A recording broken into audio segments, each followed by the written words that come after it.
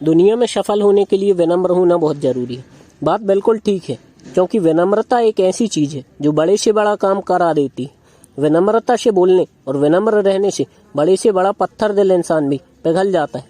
मान लीजिए कि एक इंसान बस की सीट पर बैठा है और आपके पैर में तकलीफ है, जिसके कारण आप बस की सीट पर बैठना चाहते हैं।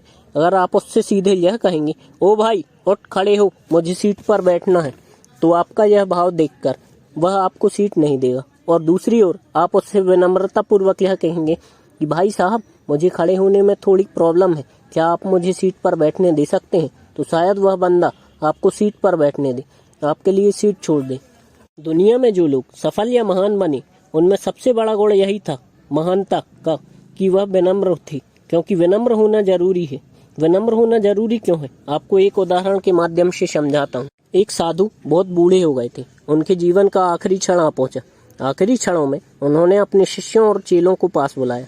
जब सब उनके पास आ गए, तब उन्होंने अपना पोपला मुंह पूरा खोल लिया और शिष्यों से बोले, देखो मेरे मुंह में कितने दांत बचे हैं। शिष्यों ने उनके मुंह की ओर देखा, कुछ टटोलते हुए वे लगभग एक स्वर में बोल उठे, महाराज आपका तो एक भी दांत शेष नहीं बचा, शायद कई वर्षों से आपका एक भी दांत नहीं है। साधु बोले, देखो मेरी जीभ तो बची हुई है। सबने उत्तर दिया, हाँ आपकी जीभ तो अवश्य बची हुई है।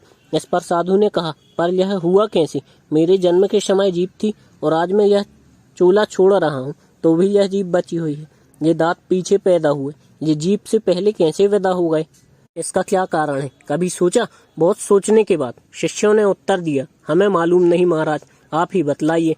उस समय मृदु आवाज में संत ने समझाया, यही रहस्य बताने के लिए मैंने तुम सबको इस बेला में बुलाया है।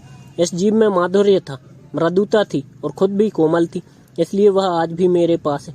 परंतु मेरे दांतों में शुरू से ही कठोरता थी, इसलिए वे पीछे आकर भी पहले खत्म हो गए। अपनी कठोरता के कारण ही ये दीर्घजीवी नहीं हो सके।